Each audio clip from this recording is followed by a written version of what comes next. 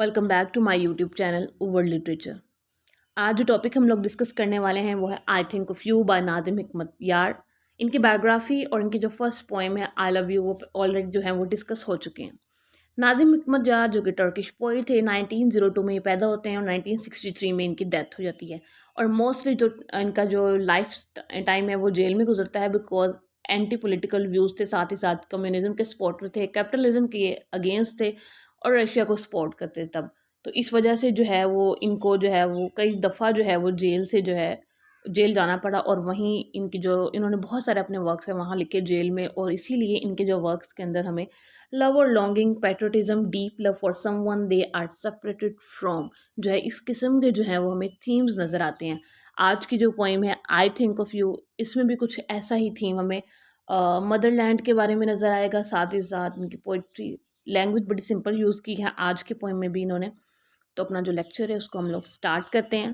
First of all इसका text देखें अगर हम लोग, आई थिंक ऑफ यू कि मैं तुम्हारे बारे में सोचता हूँ and feel the scent of my mother कि जब मैं तुम्हारे बारे में सोचता हूँ तो मुझे फीलिंग जो है वो अपने मदर की आती हैं। लाइक जैसे मदर से मेरी फ्रेगरेंस आती थी वैसे ही मुझे अपनी कंट्री से फ्रेगरेंस आती है। My mother the most beautiful of all कि जैसे हर किसी के लिए उसकी मदर जो है वो दुनिया की सबसे ब्यूटीफुल लेडी होती हैं, वैसे ही नाज़िम हिकमत यार जो है वो अपने कंट्री को अपनी मदर के साथ यहाँ कंपेयर कर रहे हैं कि जो मेरा कंट्री है वो मोस्ट ब्यूटीफुल ऑफ ऑल है, जैसे कि मेरी मदर है most beautiful of all women. तो यहाँ पे इन्होंने कंपेयर किया है कंट्री को मदर के साथ। ऑब्वियसली हर किसी की जो हर किसी के लिए मदर जो है वो एक मोस्ट ब्यूटीफुल पर्सन होता है। मोस्ट ब्यूटीफुल जो फ्रेगरेंस है वो किसी को उसी की मदर से आती है। तो यहाँ पे नाज़िम हिकमत यार ने बहुत ही एक अच्छा मेटाफर यूज़ किया है अपनी मदर को कंपेयर करके कंट्री के साथ। फर्दर लाइंस में वो कहते हैं you are on the carousel of the festival inside me कि अब कोई भी फेस्टिवल जो है वो जो है वहाँ पे जो झूला होता है या फिर कोई फेयर हो के जो राउंड घूमने वाला जो झूला है उसके बगैर वो इनकम्प्लीट होता है। वैसे ही you are on the carousel, carousel कहते हैं वो जो घूमने वाला झूला होता है उसको, of the festival inside me कि वो उस कैरोसल की तरह तुम मेरे अंदर हो। जैसे कि किसी फेस्टिवल में कैरोसल का होना बहुत इंपॉर्टेंट है, वैसे ही जो है वो जो कंट्री है वो लाइक अ कैरोसल इन मेरे अंदर है। यू होवर अराउंड कि तुम घूमते हो, your skirt and your hair flying कि तुम्हारे जो बाल हैं जब वो घूमता है तो उसके साथ उड़ते हैं। तो यहाँ पे ये सब जो वर्ड्स हैं उन्होंने कंट्री के लिए, टर्की के लिए यूज़ किए हैं, इस्तांबुल के लिए, बिकॉज जब वो जेल में हैं तो अपने कंट्री को याद कर रहे हैं। तो ये उनकी एक मेमोरी है, नॉस्टैल्जिक यहाँ पे वो हो रहे हैं। फर्दर कहते हैं mere seconds between finding your beautiful face and losing it कि जस्ट सेकंड्स ही लगते हैं कि मैं टर्की को याद करता हूँ, अपने कंट्री को, अपनी मदर को याद करता हूँ एंड देन जो सेकंड्स ही लगते हैं कि वो जो मेरा सीन है वो सारा खो जाता है कहीं, फिर से मुझे उसको मेमोराइज करनी पड़ती हैं चीज़ें, देन फिर से वो मेरी इमेजिनेशन में चीज़ें आती हैं। What is the reason? फिर वो कहता है कि इन सब का रीज़न क्या है कि मैं अपने कंट्री को इतना याद करता हूँ, वाई? इसी का फिर आंसर वो है वो अगली लाइन्स में देते हैं why do remember you like a wound on my heart कि मैं तुम्हें अपने दिल पर एक ज़ख्म की तरह क्यों याद करता हूँ। What is the reason that hear your voice when you are so far कि क्या रीज़न है कि जब तुम मेरे पास नहीं भी हो मैं तब भी तुम्हारी आवाज़ जो है वो सुन रहा हूँ। मेरी इमेजिनेशंस में वो आवाज़ आ रही है जैसे कि तुम मुझे जो है कोई आवाज़ दे रहा हो। तो यहाँ पे नॉस्टैल्जिक है पोइट हमारा। फर्दर कहते हैं and can not help getting up with excitement और मैं जो है वो इस इतनी मेरे एक्साइटमेंट है कि मैं इससे जो है वो निकल भी नहीं सकता।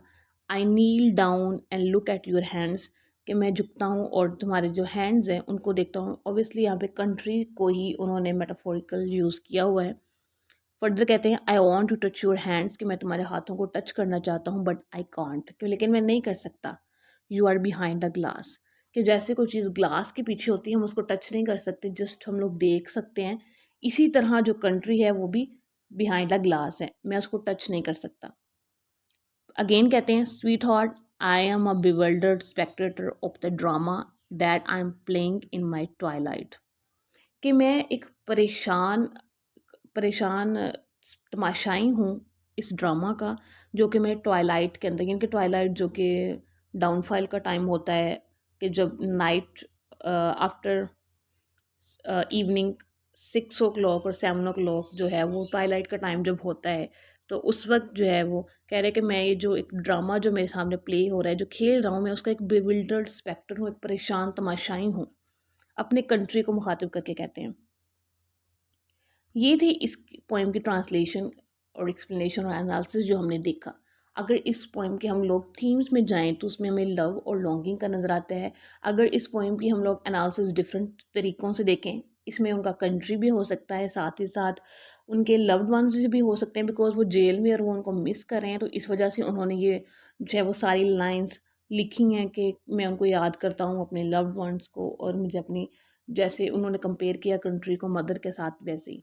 तो हम लोग कंट्री भी यहाँ पे इसका एनालिसिस में ले सकते हैं, इनकी फैमिली भी ले सकते हैं, तो यहाँ पे लव्ड वन जो कि उनके हैं, ये इनके जो है मेजर थीम्स में यही आते हैं, बिकॉज ड्यूरिंग एग्जाइल जो है वो इन्होंने इस किस्म के थीम्स ही लिखे हैं, क्योंकि जब एग्जाइल में इंसान होता है तो नॉस्टैल्जिक होता है और अपना जो मदर लैंड है उसको मिस करता है।